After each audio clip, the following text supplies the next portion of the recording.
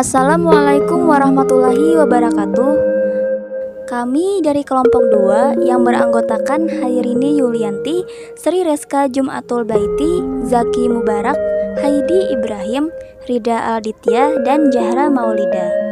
Kami dari Prodi Agroteknologi kelas A. Nama dosen pengasuh yaitu Ibu Mahdalena SPMP, mata kuliah Matematika Pertanian. Pokok bahasan yang akan kami jelaskan yaitu tentang logika matematika bagian kedua. Yang pertama tentang pembagian logika, yang kedua objek kajian logika, yang ketiga prinsip kuantifikasi, dan yang terakhir adalah penyimpulan. Pembagian logika.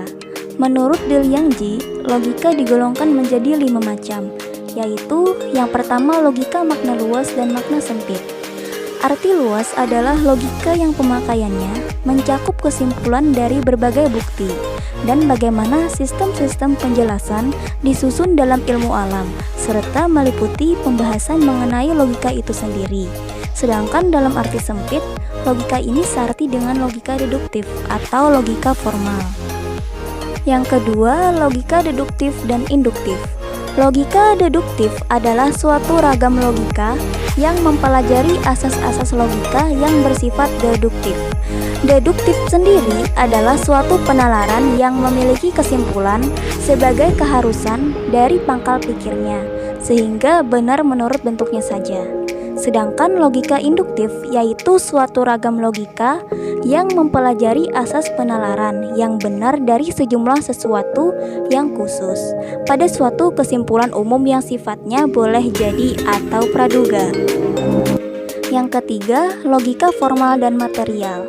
Logika formal adalah logika yang mempelajari asas-asas, kaidah-kaidah, aturan-aturan, atau hukum-hukum berpikir yang harus ditaati agar dapat berpikir dengan benar dan mencapai kebenaran. Logika material yaitu berpikir dengan mempelajari langsung pekerjaan akal, serta menilai hasil-hasil logika formal dan mengujinya dengan kenyataan praktis yang sesungguhnya. Yang keempat, logika murni dan terapan. Logika murni yaitu suatu pengetahuan mengenai asas-asas dan aturan-aturan logika yang berlaku pada semua segi dan bagian dari pernyataan tanpa mempersoalkan arti khusus dalam suatu cabang ilmu dari istilah yang dipakai tersebut. Logika terapan adalah logika yang diterapkan dalam setiap cabang ilmu, bidang filsafat, dan juga dalam pembicaraan yang mempergunakan bahasa sehari-hari. Dan yang kelima, yaitu logika filsafat dan matematik. Logika filsafat adalah suatu ragam logika yang masih berhubungan erat dengan pembahasan dalam bidang filsafat. Sedangkan logika matematik yaitu suatu ragam logika yang menelaah penalaran yang benar dengan menggunakan metode matematik sebagai bentuk lambang yang khusus dan cermat untuk menghilangkan makna ganda. Selanjutnya, dalam buku Dasar-Dasar Logika, karangan Jakobus Ranjabar mengatakan bahwa logika dibedakan menjadi 2 macam, yaitu yang pertama logika kudratiah. Manusia adalah makhluk hidup yang berakal budi. Dengan akal budinya, manusia melakukan kegiatan berpikir dalam rangka mencari kebenaran. Perkembangan pengetahuan manusia juga bersifat sangat terbatas jika hanya mengandalkan logika kudratiah.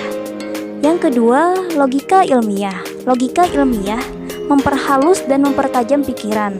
Dengan demikian, pikiran atau akal budi kita dapat bekerja secara lebih tepat, lebih teliti, lebih mudah, dan lebih aman. Selanjutnya, logika berdasarkan metodenya terbagi menjadi 2 macam, yaitu yang pertama logika tradisional, merupakan logika Aristoteles yang definisinya adalah ajaran tentang berpikir yang secara ilmiah membicarakan bentuk pikiran itu sendiri dan hukum-hukum yang menguasai pikiran. Dan yang kedua, logika modern, tumbuh dan berkembang mulai abad ke-13. Pada abad ini ditemukan sistem baru yang berlainan dengan sistem Aristoteles yang dimulai sejak Raimundus Lullus menemukan metode baru yaitu Ars Magna.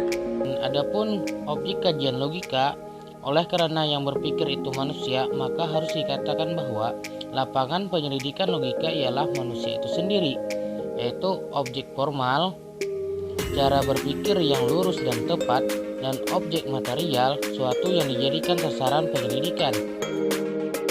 Dan prinsip kuantifikasi universal, himpunan banyaknya dari jumlah jenis kuantifer, konstanta logis yang ditafsirkan sebagai diberikan setiap atau untuk semua.